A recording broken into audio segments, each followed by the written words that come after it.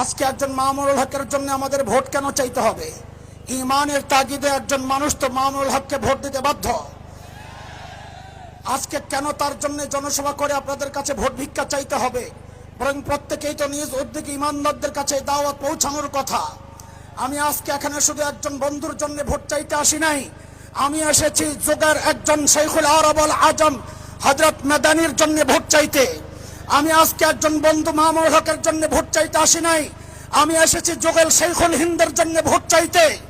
আমি আজকে একজন আল্লামা মামুনুল হকের জন্য ভোট চাইতে আসি নাই, আমি এসেছি শাহ আব্দুল আজিজ মুহাদ্দিস দেহলভির মতো একজন যুগের মধ্যে মুজাহিদের জন্য ভোট চাইতে।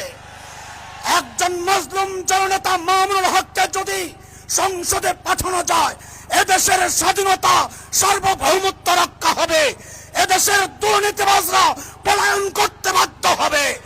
আমরা আর কোনো দুর্নীতিবাজ চাই না, দুর্নীতি চাই না, সন্ত্রাস চাই না।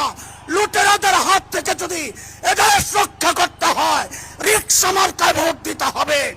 আগামীর মার্কা বাংলাদেশের মার্কা, স্বাধীনতার মার্কা, মামুনুল হকের মার্কা, আলেমদের মার্কা, তাওহীদি জনতার মার্কা, নবী প্রেমিকদের মার্কা, সন্ত্রাস বিরোধীদের মার্কা, দুর্নীতি বিরোধীদের মার্কা।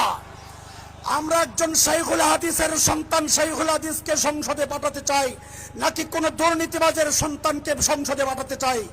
আজকে সিদ্ধান্ত আমাদেরকে নিতে হবে। আমাদের কথা স্পষ্ট, শুধু ভাই মাওলানা মামুনুল হক নয়, সারা বাংলাদেশে যতজন আলেম নির্বাচন করছেন, আমি আজকে এই মিডিয়ার মাধ্যমে সারা বাংলাদেশের মানুষকে এই আহ্বান জানাচ্ছি, যেখানে আলেম পাবেন, ইমানদার পাবেন, দেশপ্রেমিক মানুষ পাবেন এবং আল্লাহ ভীরু মানুষ পাবেন, সেখানে যদি একাধিক প্রতিপক্ষ থাকে, একাধিক ক্যান্ডিডেট থাকে, যাকে আপনারা উপযুক্ত মনে করবেন তাকেই আপনার সমর্থন দিবেন। দেশ শান্তিতে থাকবে, নিরাপদ থাকবে, স্বাধীনতা সার্বভৌমত্ব হুমকির মুখে পড়বে না ইনশাআল্লাহ তাআলা। আগামীর বাংলাদেশ হবে ইসলামের বাংলাদেশ ইনশাআল্লাহ। আগামীর বাংলাদেশ হবে পাশ্চাত্যের গোলামদেরকে তাড়ানোর বাংলাদেশ ইনশাআল্লাহ।